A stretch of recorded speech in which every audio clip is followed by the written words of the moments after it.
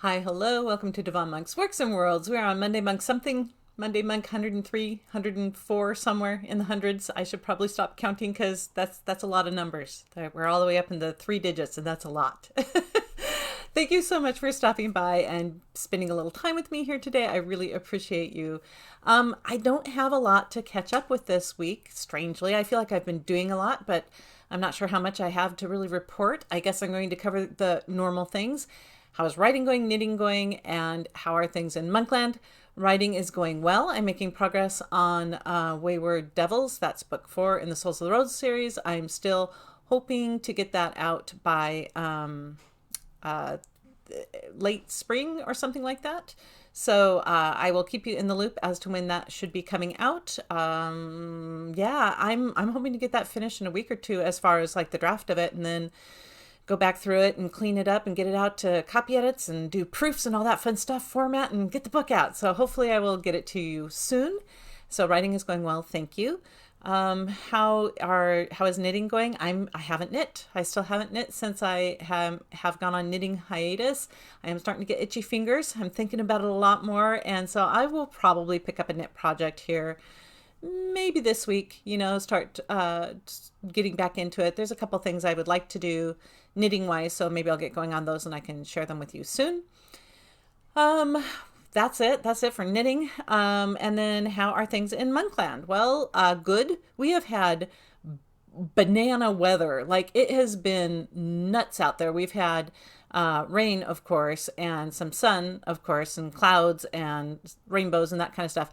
But snow, a lot of snow. Like over the last week, we've had just some snowstorms and it has stuck, even though it was only like 33 degrees out. Like it wasn't really cold enough to be snowing. I mean, they say it snows at 32, but it was snowing and cold enough that it stuck. But it was this really wet, mushy snow, and it did melt off. But we've been having days in a row where we've had snow covering our yard, and and just a couple days ago, my husband and I were outside cleaning our outside storage areas. Like we call it the barn. It's a shed out there because it's time. Just things get put in there, and it's one of those places that needs some organization. So we're doing some work on that. And I went out there in a pair of shoes that are kind of rubber, but they have a strap that goes across the back of the heel, so they don't go all the way up over the heel. They're kind of like a clog.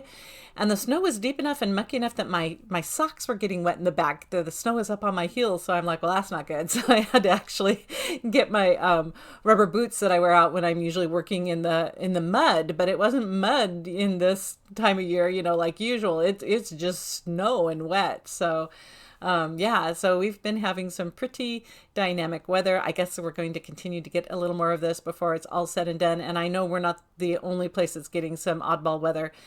And we're not nothing dangerous. We're not having anything dangerous happen with our weather. It's just cold and wet, and welcome to March. It's still winter.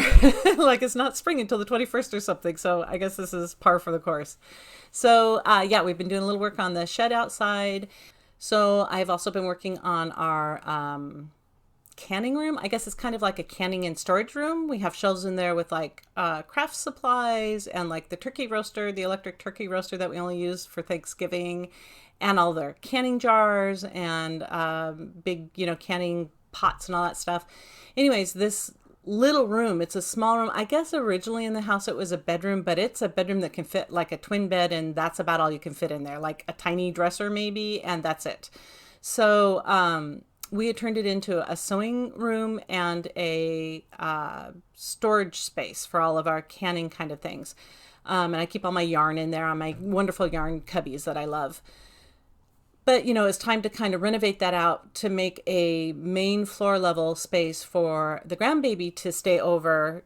It so that, we have a guest bedroom, but it's upstairs, and I need a spot on the main floor where grandbaby can take naps and get to toys safely and stuff. And so that's this little room.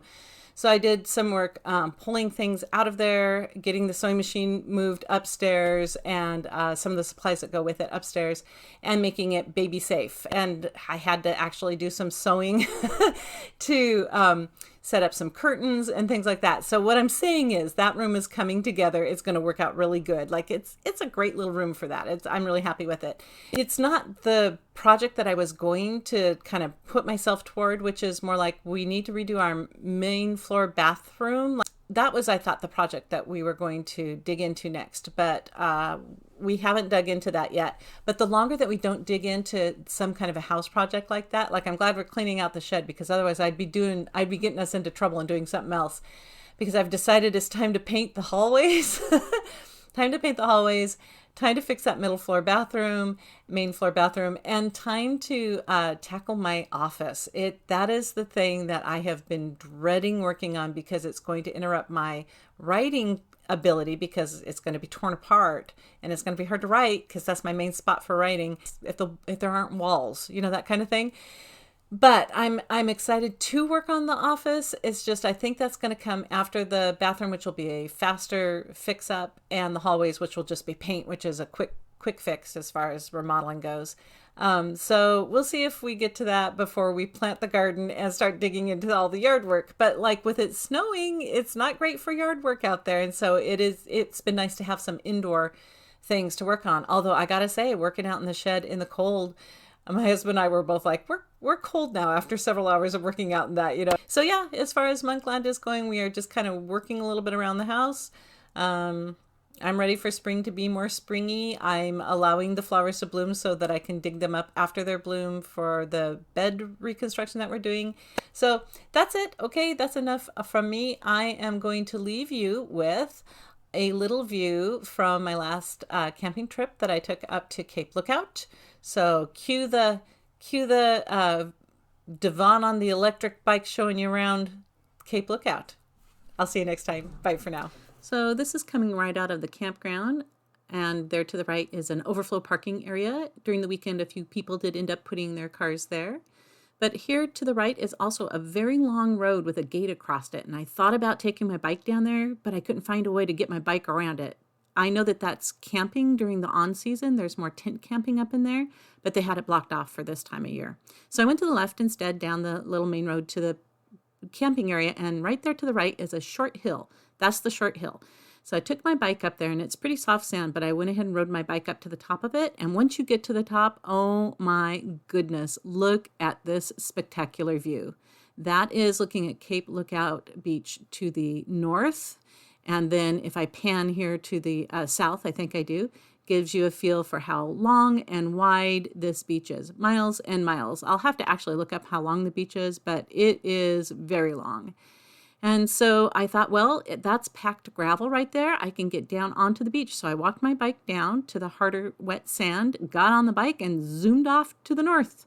It was wonderful. I wasn't sure how my tires would do on the bike, because this bike is not set for mountain biking or anything. This is just a city bike. It did just fine.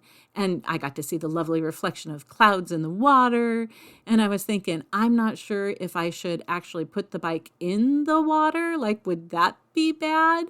So I kind of skirted along the edges of the waves for a while before I realized that, I feel pretty brave enough to just give it a go. So I went ahead and splashed through a couple shallow waves, and that was fun too. But after a while, I thought, well, I'm not sure how long and how far this beach goes, or how much charge I have on my battery. And I'm going to tell you, my battery, I went out several times that weekend and I didn't use up my e-bike battery. So I could have gone a long ways. But instead, I just turned around and decided to head back south. You can see the gorgeous clouds here. And the mountain range on the left is just as gorgeous to look at as the ocean on the right. It was a fabulous ride. Nobody on the beach. This is very common for Oregon beaches. They are not very crowded. I came along just to see if there was anything interesting down in the water. And really the only, sometimes there's shells and stuff, but at this time of year, what I saw was some kelp, just some washed up kelp. Then I kept my eye out for those bright yellow signs for my access way. All of the Oregon beach accesses have bright yellow signs that are numbered, so you look at it as you go out and know which one you come back to. I got up that far in the soft sand and decided I'm going to walk it up the hill, and then I took and coasted back down the hill. And that's the main road right there that you, kind of the drive that you go into the campground. You can see a car using it. And to the right is back out to the highway, and to the left is the campground. So I turn left and right down that way, and my parking space, my slip was right there. That's how far from the beach it is from Cape Lookout. flat campground, beautiful place to stay, gorgeous beach. You should totally come someday.